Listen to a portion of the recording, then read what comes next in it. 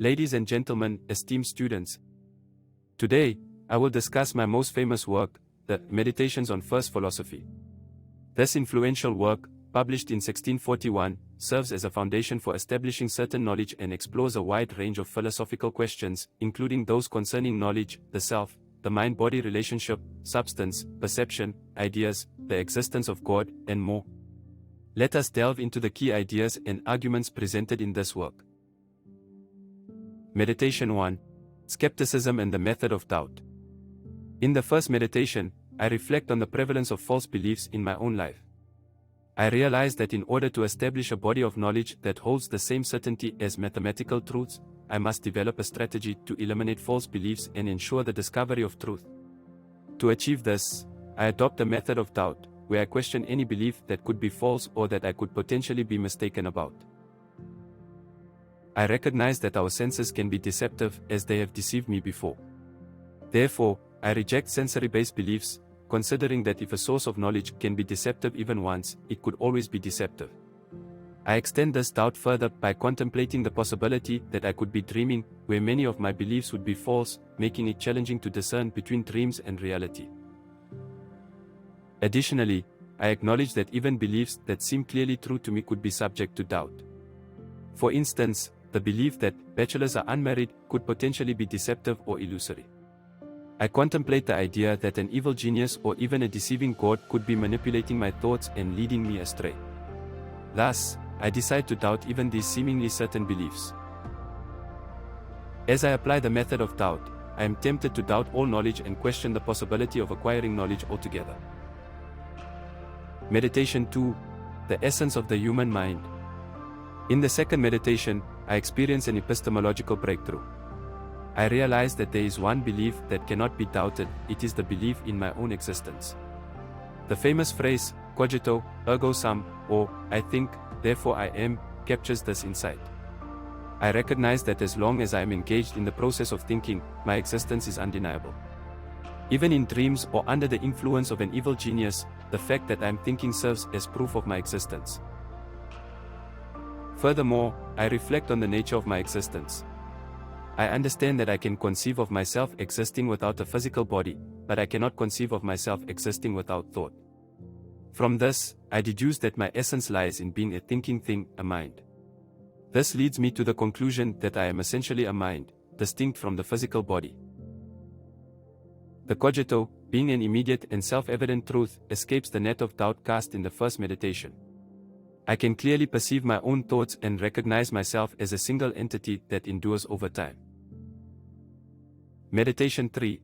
The Existence of God. In the third meditation, I turn my attention to the existence of God. As a thinking thing, I possess various ideas, including the idea of God, a perfect being who is eternal, all-knowing, all-powerful, and the creator of all things. I realized that this idea of God, being more real and perfect than any other idea, could not have originated from myself. It must have come from a cause that possesses at least as much reality and perfection as the idea itself.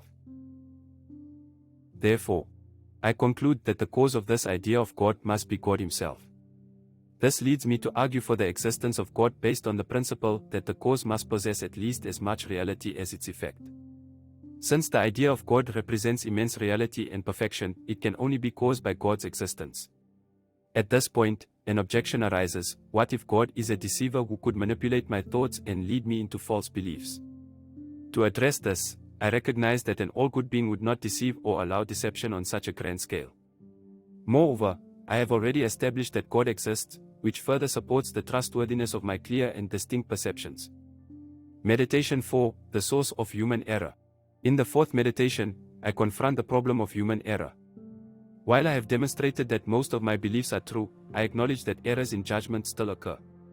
I attribute these errors to the misuse of my will, the faculty of choice, rather than any fault of God. I argue that I have the ability to believe something even when there is insufficient evidence for it. Judgments involve both the intellect, the ability to know, and the will, the ability to choose. While my intellect may be limited and lack clear and distinct perceptions of many things, my will is not limited and can affirm or deny beliefs based on insufficient evidence. The best course of action, then, is to refrain from making judgments when the evidence is lacking. I emphasize that it is not God's fault for human errors but rather our own misuse of the will. Meditation 5, the essence of physical things. In the fifth meditation, I explore the nature of physical things and their essences. I argue that there are true and unchangeable essences associated with physical objects, such as extension and divisibility. These essences are not products of my invention but have their own independent existence. For instance, even though I may imagine a triangle that does not physically exist, the essence of a triangle remains true and unchangeable, characterized by properties such as having 3 angles that sum up to 2 right angles. This understanding of essences provides me with a second proof for the existence of God. Since the essences of physical things and mathematical concepts have true and unchangeable properties, and since these properties are more real and perfect than my own ideas, there must be a cause that possesses more reality and perfection than me, the cause being God. Therefore, God's existence is again affirmed through this causal argument. Meditation 6, the existence of physical things and substance dualism. In the final meditation, I aim to demonstrate the existence of the external world of physical things and establish the distinction between the mind and the body. I argue that it is possible for physical things to exist based on my clear and distinct perceptions of their true and unchangeable essences, such as extension and divisibility. To address the question of how the mind and body, being distinct substances, can interact or be unified, I propose that the brain, particularly the pineal gland, serves as the interface between the two. Although this explanation is not without its challenges, it provides a possible solution to the problem of interaction between the mind and the body. Furthermore, I assert that the mind and the body are essentially different entities. I clearly perceive my mind as a thinking, non-extended substance, while I perceive my body as an extended, non-thinking substance. Based on this perception, I conclude that the mind can exist independently of the body, establishing a form of substance dualism. In conclusion, the Meditations on First Philosophy is a seminal work in the history of philosophy.